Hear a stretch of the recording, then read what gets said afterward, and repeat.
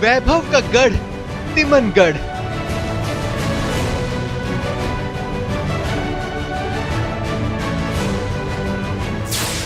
अद्भुत किला, अद्भुत किंवदंतियां।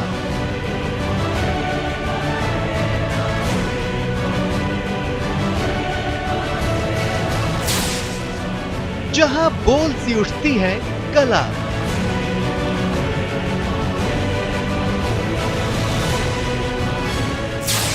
जिसके कण कण में है यदुवंश।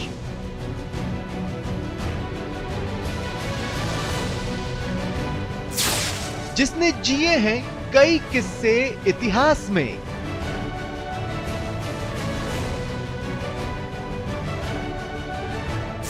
जिसमें छिपी है दास्तां पारस पत्थर की।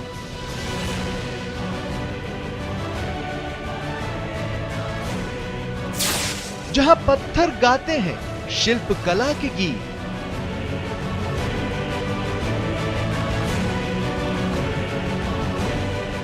जिसे एक श्राप ने कर दिया बर्बाद।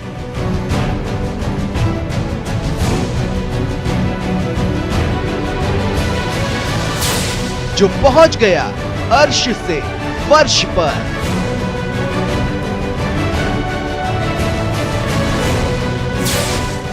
वो है शापित किला।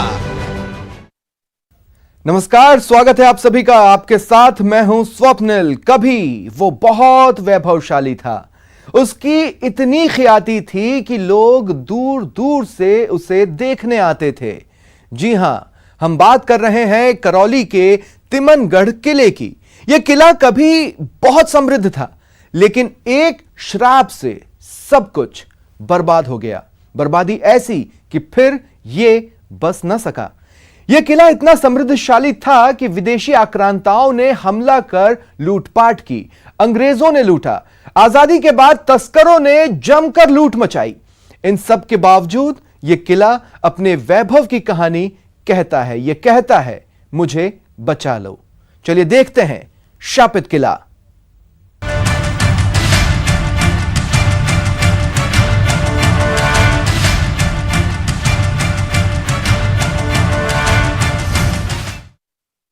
यह कहानी है एक वैभवशाली किले की, जिसकी कहानी इतनी मशहूर थी कि लोग दूर दूर से आते थे।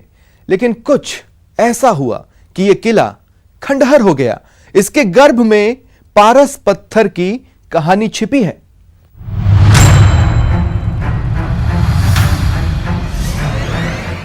प्राचीन कला की बेमिसाल धरोहर।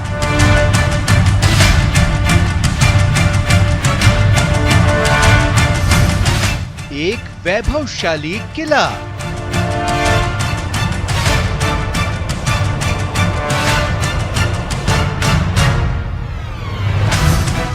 पारस पत्थर की पौराणिक मान्यता।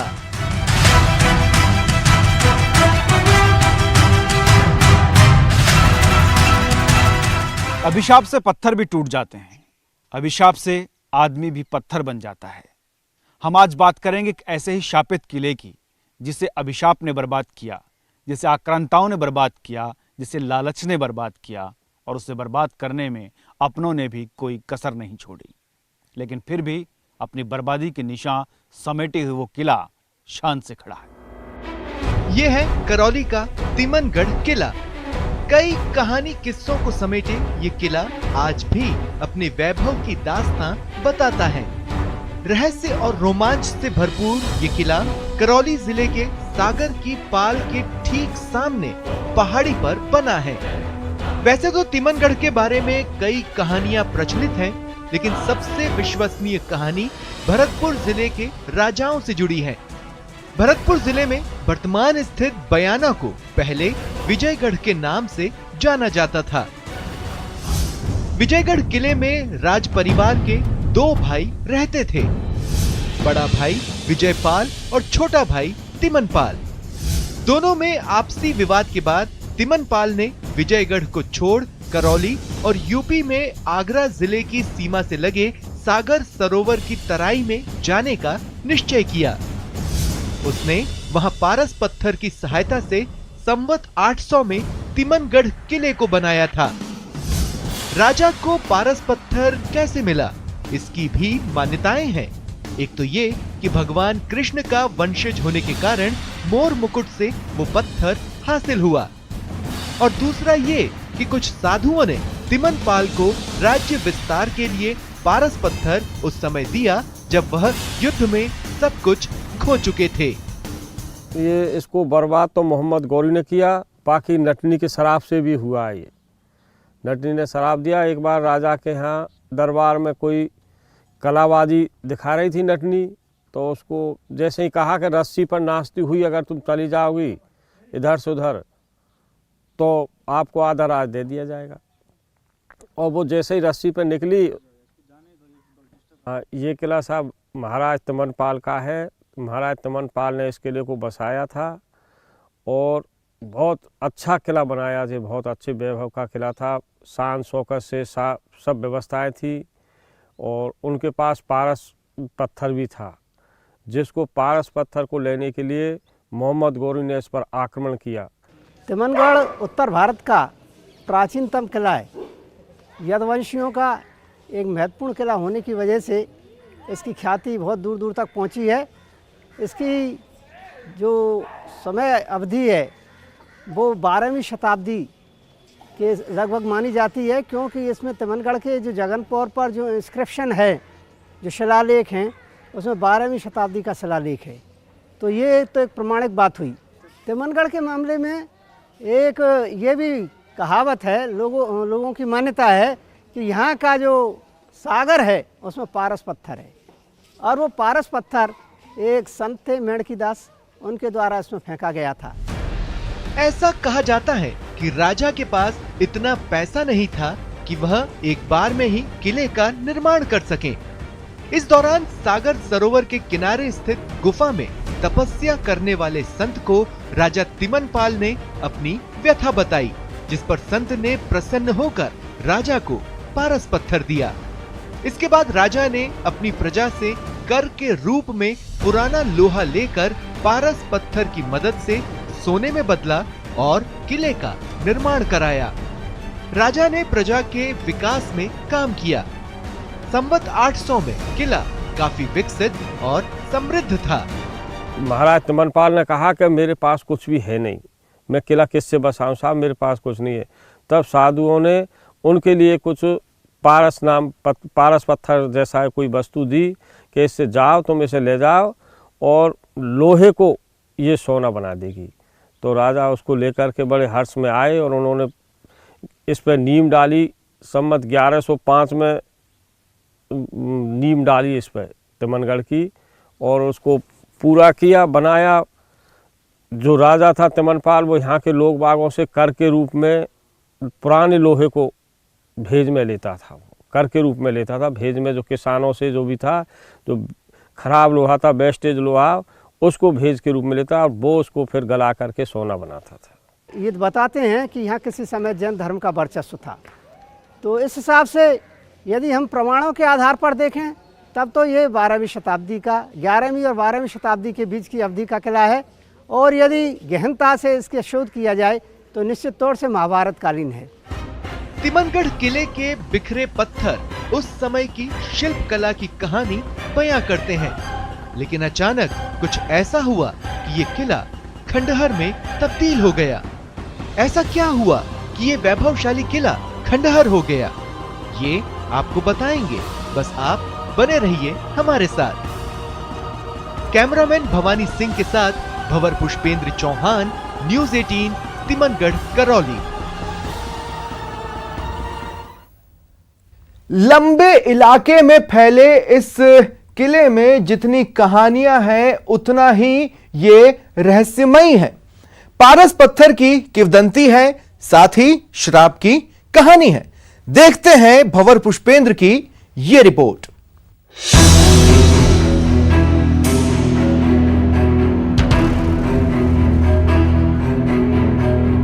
मैं उसी शापित किले के उस छोर पर बैठा हूं जहां से समृद्धि और बर्बादी दोनों के निशान साफ नजर आते हैं। समृद्धि को अगर समझना चाहें तो आप मेरे बाईं तरफ देखेंगे, ये जो द्वार है यहां से शुरू होता था राजा तिमनपाल का साम्राज्य, जो समृद्ध था। उसकी समृद्धि के चर्चे सुनने के बाद लोग यहाँ पर पहुँचे, आक्रांता यहाँ पर पहुँचे। और ये जो दरवाज़ा और ये गुंबद आप देख पा रहे हैं, जहाँ से हमने एंट्रेंस किया था, प्रवेश किया था, ये वो बर्बादी का मंजर है जिसको यहाँ पर आक्रांताओं ने खड़ा किया। समृद्ध दरवाजे से मंदिर तोड़े गए। मंदिर तोड़ने के बाद जो पार्ट्स उसमें बचे थे, उन पार्ट्स के अवशेषों से ये गुंबदें तैयार हुईं, ताकि ये सनद रहे कि आक्रांताओं ने यहाँ पर किस तरह इस मंजर को बेमंजर किया था। जी हाँ, किले को देखकर अंदाजा लगाया जा सकता है कभी ये किला बहुत ही समृद्ध था। राजा तिमनपाल ने पारस पत्थर से किले को बहुत भव्य बनाया था, लेकिन राजा को ये डर भी था कि कोई उनके बाद इस पारस पत्थर का दुरुपयोग ना करे।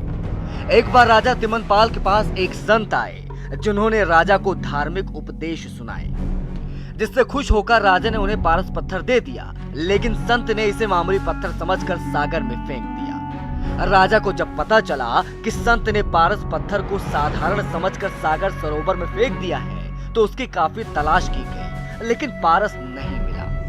पारस पत्थर भी ढूंढने राजा ने, उसमें पारस पत्थर को एक राजा बुजुर्ग हो गया, उनके पुत्र कुछ आपस में झगड़ा, तो एक दिन ब्राह्मण को बुलाया, भोजन कराए। भोजन में दान में उसके राजा ने कहा कि भाई अब तुम्हें इसका दुरुपयोग होगा या क्या होगा, इसको तुम दान भेंट में दे दिया राजा ने उसको।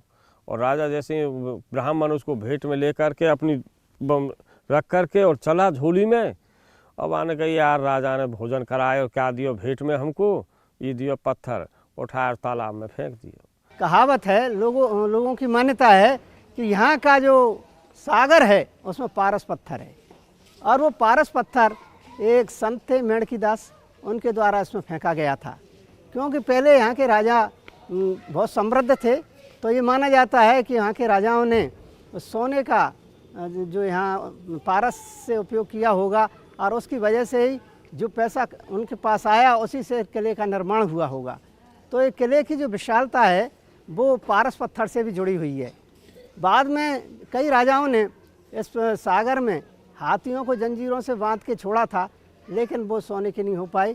तो इसलिए ये अतीत के घर में छिपी हुई बात है, लेकिन स्थानीय लोगों की मान्यता जरूर है कि पारस उसमें मौजूद है। किले में खूबसूरत नक्काशी और मूर्तियों की भरमार है, जिनको देखकर लगता है कि ये मूर्तियां बोल उठी। किले के जीवित जैसी लगने वाली मूर्तियों के बारे में किंवदंतियां हैं। कहा जाता है कि नटनी के श्राप से सब कुछ खंडर हो गया। नटनी ने राजा को श्राप क्यों दिया, इस बारे में यहाँ के लोग बताते हैं कि तिमनपाल को नट परिवार अपना किला दिखाने पहुंचा। राजा को नटनी ने कहा कि वो एक रस्सी के सहारे तिमनगढ़ से 2 किलोमीटर दूर जाकर वापस लौट सकती है। तब राजा ने कहा कि यदि ऐसा हुआ तो वो उसे अपना आधा राज्य दे दे। जब नटनी शर्त जीतने के करीब आने लगी तो राजा के मन में लालच आ गया और उसने रस्सी कटवा दी, जिससे नटनी रस्सी से गिर गई। लेकिन नटनी ने गिरने से पहले राजा को श्राप दे दिया। यहाँ तिमनगढ़ में जो मूर्तियाँ निकाली गई हैं, उनको देखकर ऐसा लगता है कि मूर्तियाँ बोल रही हैं, क्योंकि इस बारे में एक किंवदंती भी है। किंवदंती ये है कि वर्षों पहले जब यहाँ राजा शासन किया करता था, तो कोई नटनी से एक श्राप मिला था। वो श्राप इस बात को लेकर मिला था कि नटनी ने एक शर्त लगाई थी कि अगर वो रस्सी के सहारे इस किले से और उस किले के उस छोर तक निकल जाएगी तो उसको वो आधा राज्य दे देगा।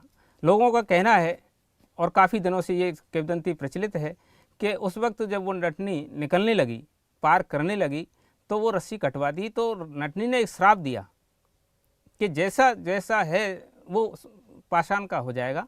और उसी हिसाब से यहाँ जो मूर्तियाँ हैं वो इस तरह की देखने में ऐसी लगती हैं कि कोई दुकान है तो दुकान कर रहा है, तो वो बिल्कुल साक्षात ऐसा लगता है कि मूर्तियाँ सजीव हैं। इसमें तिमनगढ़ के किले में एक छतरी है, और उस छतरी को नटनी की छतरी कहते हैं। नटनी की छतरी में ये माना जाता है, ये लोगों में ये कहावत प्रचलित है कि नटनी ने यहाँ नृत्य किया था, और रस्सी पर बांध करके उस पर नृत्य करते हुए जब उसकी शर्त पूरी होने को थी तो तत्कालीन राजा ने उस रस्सी को कटवा दिया और वहाँ नटनी गिर के मर गई। तो उसकी स्मृति में वो छतरी आज भी मौजूद है, और तिमनगढ़ के प्रमुख जो चित्र हैं उनमें नटनी की छतरी को प्रदर्शित किया जाता है। नटनी के श्राप से पूरा बाजार जहां का वहीं थम गया और पाषाण में तब्दील हो गया। ये है तिमनगढ़ का वो बाजार जिसका समृद्धशाली अतीत रहा है, लेकिन अब सब कुछ बदल गया है और ये बदला एक नटनी के श्राप से, जो जहां था पत्थर हो गया। और किलोमीटर तक ये बाजार आज भी अपनी दास्तां बयां करता है कि किस तरह उसकी दुर्दशा हुई। तिमनगढ़ किला बेहतरीन शिल्प और स्थापत्य कला का उदाहरण है। जिसकी नजर इन मूर्तियों पर पड़ी, उसी ने इनको अपना बनाने की पूरी कोशिश की।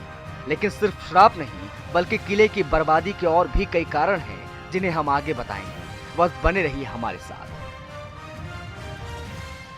तिमनगढ़ किले की बर्बादी के पीछे श्राप की कहानी तो आम है, लेकिन विदेशी आक्रमणकारियों के हमलों से किले की बर्बादी हुई। लेकिन सबसे ज्यादा बर्बादी तस्करों ने की।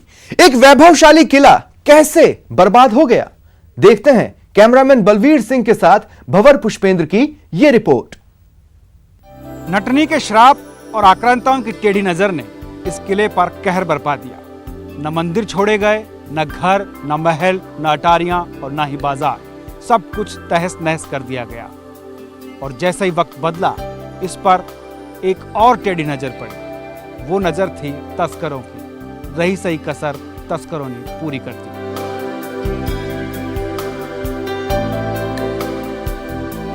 तिमनगढ़ किला अपने समय में समृद्धि और वैभव के लिए विख्यात था। इस किले को मुगल आक्रांताओं ने जमकर लूटा। पारस पत्थर की चाह में किले को खोखला किया गया। कुछ धर्मांध आक्रांताओं ने किले के मंदिर और मूर्तियों को तोड़ा और जिन्हें नहीं तोड़ पाए उन्हें किले की जमीन में दफन कर दिया। 1194 में जब आक्रमण किया, आक्रमण में उनको 1 साल वहाँ आक्रमण करने के बाद सफलता नहीं मिली। सफलता नहीं मिलने के बाद में मोहम्मद गौरी दूसरी बार दोबारा फिर इधर से आया और फिर दूसरी बार उसने साल भर को घेरा रखा। उस समय महाराज इस पे कुमारपाल थे, जो वे एक अहिंसा के पुजारी थे, जिन्होंने जैन दीक्षा ले रखी थी। उन्होंने कहा हम युद्ध करने में भी विश्वास नहीं करते थे। उन्होंने यहाँ साल भर के घेरे के बाद में किले का घेरा दिया गौरी ने और इसको बर्बाद कर दिया। तहस नहस की जो स्थितियां हैं, राजा तिमनपाल के बाद में यहाँ स्थायी तौर से कोई भी शासक नहीं रहा। तिमनपाल का शासन था, मुस्लिमों के आक्रमण के बाद में वो वहाँ से भाग गया और फिर उसके बाद में युद्ध हुआ, उसमें उनका देहांत हुआ। और उसके बाद में जो भी इनके वंशज हुए वो अस्थायी रहे, कभी चले गए कभी आ गए। लेकिन इतना अवश्य है कि यहाँ मुस्लिमों ने इस किले को पूरे को तहस नहस कर दिया। और आज की स्थिति में हम ये नहीं कह सकते कि यहाँ हिंदू सभ्यता का कोई प्रमाण है। केवल उत्खनन से प्राप्त मूर्तियाँ ये बताती हैं कि यहाँ हिंदू साम्राज्य था। मूर्तियों के बारे में भी एक अजीब स्थिति ये है कि मूर्तियाँ अलग तरह की दिखाई दी हैं। कुछ जो मूर्तियाँ हैं वो दक्षिण की वास्तुकला और उस सभ्यता से संबंधित हैं। तो दक्षिण भारत में जो मूर्तियाँ हैं और वो यहाँ तिमनगढ़ में मिल रही हैं, तो इससे इतिहासकार ये अनुमान लगाते हैं कि हो सकता है मुस्लिम पीरियड में यहाँ सुरक्षित रखने के लिए मूर्तियों को यहाँ जमींदोज किया गया होगा। और वो मूर्तियाँ जो आज हमारे सामने निकल रही हैं, या जिनको वहाँ के जो लोग हैं वो ये मानते हैं कि वास्तव में दूसरी सभ्यता से इनको यहाँ लाया गया है, तो वो मूर्तियाँ एक ऐसा प्रमाण है कि जिससे ये कहा जा सकता है कि किसी समय तिमनगढ़ में पूरे हिंदुस्तान का जो संस्कृति है, सभ्यता है, वो केंद्रित रही थी। तो मूर्तियों से इस चीज़ पर हम गहनता से विचार कर सकते हैं। तिमनगढ़ के मामले में एक ये भी कहावत है, लोगों की मान्यता है कि यहाँ का जो सागर है उसमें पारस पत्थर है। और वो पारस पत्थर एक संत थे मेणकीदास, उनके द्वारा इसमें फेंका गया था। क्योंकि पहले यहाँ के राजा बहुत समृद्ध थे, तो ये माना जाता है कि यहाँ के राजाओं ने सोने का जो यहाँ पारस से उपयोग किया होगा और उसकी वजह से ही जो पैसा उनके पास आया उसी से किले का निर्माण हुआ होगा। तो ये किले की जो विशालता है वो पारस पत्थर से भी जुड़ी हुई है। बाद में कई राजाओं ने इस सागर में हाथियों को जंजीरों से बांध के छोड़ा था, लेकिन वो सोने की नहीं हो पाई। तो इसलिए ये अतीत के घर में छिपी हुई बात है, लेकिन स्थानीय लोगों की मान्यता जरूर है कि पारस उसमें मौजूद है। यहाँ पर किसी नटनी के श्राप की भी एक लुकत्ती है। इसमें तिमनगढ़ के किले में एक छतरी है और उस छतरी को नटनी की छतरी कहते हैं। नटनी की छतरी में ये माना जाता है, ये लोगों में ये कहावत प्रचलित है कि नटनी ने यहाँ नृत्य किया था और रस्सी पर बांध करके उस पर नृत्य करते हुए जब उसकी शर्त पूरी होने को थी तो तत्कालीन राजा ने उस रस्सी को कटवा दिया और वहाँ नटनी गिर के मर गई। तो उसकी स्मृति में वो छतरी आज भी मौजूद है और तिमनगढ़ के प्रमुख जो चित्र हैं उनमें नटनी की छतरी को प्रदर्शित किया जाता है।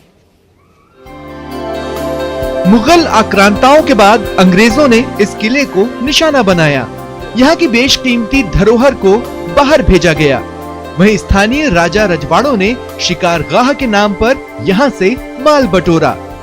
फिर यहाँ पर अंग्रेजों के शासन में यहाँ अंग्रेज घूमने आए, शिकार करने आए। उन्होंने देखा यहाँ जो अच्छे अच्छे प्रतिमाएं देखी, मूर्ति देखी, कलाकार देखी, तो उन्होंने ले जाना शुरू कर दिया और लोग बागों को यहाँ को बीड़ी का बंडल दे देते, चड्डी दे देते, रंगीन बनियान है, ये ऐसी चीज़ देते जिससे वे उनको आराम से किले में से निकाल के अच्छी अच्छी प्रतिमाओं को, कलाकारी के पत्थरों को और उनकी गाड़ी में रख देते और वे ले जाते आराम थे। इस तरीके से इस किले का बर्बाद होता रहा। अंग्रेज़ों का शासन जाते ही महाराज भरतपुर महाराज ने यहाँ जब शिकार की परमिशन ली तो उन्होंने भी यहाँ पर कैंप लगाया। 1 महीना तक यहाँ कैंप रहा। उन्होंने भी यहाँ से यही काम किया। फिर वे भी यहाँ से चले गए। तब फिर टोंक के नवाबों ने परमिशन ली इसमें शिकार खेलने के लिए और टोंक के नवाब आए तो वे भी यहाँ से अपने लोग बागों को अब 50 पैसा की जगह पे रुपया और 2 रुपया देवे लग पड़े। तो लोग धीरे धीरे फिर उन्होंने अपने एजेंट शुरू कर लिए और एजेंटों में ये स्थिति हुई साहब के यहाँ से लोग बाग एजेंट हो गए। आराम से जगह जगह मंदिर खोल दे, निकाले और उनको शुरू कर दी। लोगों को पारस पत्थर तो नहीं मिला, लेकिन पत्थर रूपी पारस जरूर मिल गया। वो जो पत्थर बहुत अनमोल थे, इतने बेशकीमती कि तस्कर मालामाल हो गए और किला कंगाल। देश आजाद हुआ, लेकिन इस किले की बर्बादी नहीं रुकी। किला तस्करों की कैद में आ गया। कई तस्कर हेलीकॉप्टर से मूर्तियों को ले जाने लगे।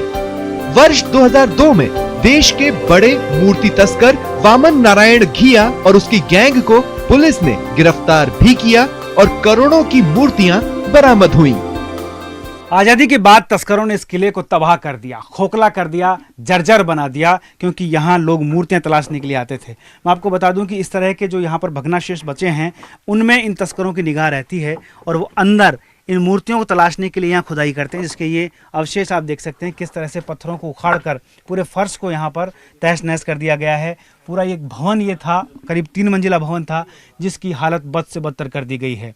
मूर्तियाँ तलाशने के चक्कर में, खोदने के चक्कर में, क्योंकि आक्रांताओं ने मूर्तियों को नीचे दबा दिया था, जिसके चलते बेशकीमती मूर्तियाँ यहाँ पर दफन हैं। उन मूर्तियों को निकाल कर बेचने की फिराक में ये सब तस्करों ने यहाँ पर किया है, जिसकी एक बानगी आप यहाँ भी देख सकते हैं। मैं आपको दिखाने की कोशिश करूँगा। ये देखिए, यहाँ पर ये अंदर तहखाना बनाने की कोशिश की गई है। ये मिट्टी यहाँ भर गई, पत्थर भर गए, इसलिए क्योंकि ये 3 मंजिला इमारत थी जो अब यहाँ सिर्फ 1 मंजिल ही रह गई है। नीचे 2 मंजिल दब चुकी है और इसमें से जो मूर्तियाँ हैं बेशकीमती और जो खजाना है और पारस पत्थर की भी खोज है, इन तमाम चीज़ों को लेकर लोग यहाँ पर आते रहे हैं और उसी खोज ने इस पूरे के पूरे किले को खोखला बना दिया है, जर्जर बना दिया है और अब ये किला बदहाल हो चुका है। कभी समृद्ध रहा तिमनगढ़ का किला अब बदहाली की कगार पर है। अगर इसे ध्यान दिया जाए तो ये एक बेहतरीन टूरिस्ट प्लेस बन सकता है, लेकिन आज ये किला अपनी बदहाली पर आंसू बहा रहा है। वो दौर अलग था जब यहाँ की 4 दीवारी में खुशहाली फैली थी। शामें बहुत खुशनुमा थीं, सैनिक पहरा देते थे और एक खुशहाल और समृद्ध राज था राजा तिमनपाल का। लेकिन वक्त के साथ सब बदल गया। तिमनगढ़ किले में राजा के जैन धर्म की आस्था के नमूने आज भी मौजूद हैं। इसके अलावा राजपूतों के साथ साथ बौद्ध और जैन धर्मों के अवशेष भी यहाँ मिलते हैं। इन अवशेषों से पता चलता है कि ये किला धार्मिक समरसता का केंद्र था। भव्य अटारियां, अट्टालिकाओं, तहखानों और बाजार से भरपूर किला अब खंडहर में तब्दील हो चुका है। और किले की बर्बादी का स्थानीय लोगों को बहुत मलाल है। लोग आबाद होते रहे, किला उजड़ता रहा, लोग आराम से देखते रहे, आराम से कोई सरकार का कोई ध्यान नहीं था इधर की तरफ। इस तरीके के ये किला बर्बादी की कगार पर पहुंच चुका है। और मूर्ति तस्करों ने शिल्प कृति को हथियाने के चक्कर में इसकी जो खुदाई की तो इसकी जो दीवारें हैं वो हिल गईं और ये खंडर की स्थिति में पहुंच गया। अंतर्राष्ट्रीय बाजार में की बात करें तो यहाँ काफ़ी यहाँ से निकली हुई शिल्पकला की जो मूर्तियाँ हैं इनकी अच्छी खासी कीमत आंकी जाती है। इसलिए यहाँ पहले कभी कभार हेलीकॉप्टरों से भी लोग आए हैं और यहाँ खुदाई का जो लगातार कारोबार। कीमत की मूर्तियाँ लगभग यहाँ से निकली हैं। यहाँ आज से करीब वर्ष 2002 में एक बहुत बड़ा अभियान चलाया था पुलिस ने।